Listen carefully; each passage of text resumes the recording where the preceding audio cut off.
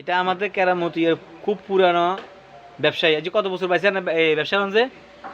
30 35 30 30 বছর। রে তো না এই ইফতারে যে কি দি করেন ভাইয়া?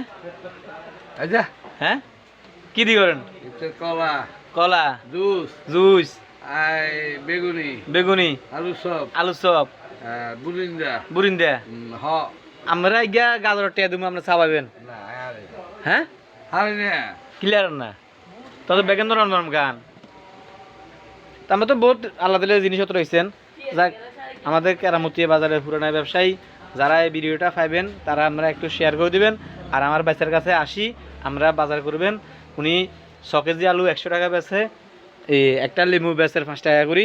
এই দেখেন, তারপরে যাই বাইগুনের কেজি মাত্র 20 টাকা, গাজরের কেজি পাইবেন মাত্র 30 টাকা, দইন্যা 1 কেজি 40 টাকা। এই বিভিন্ন আইটেমের মাল বেচে উনি। খুব ভালো মানুষ। উনি বলতেছে রোজার মাস আমি ব্যবসা করতেন না, এভাবে উনি চাইতেছে। ধন্যবাদ। যদি ভালো লাগে আমার বাইসারে, আমারে না লাগক, বাইসারে ভালো লাগক, তাহলে শেয়ার করে দিবেন। আল্লাহ হাফেজ।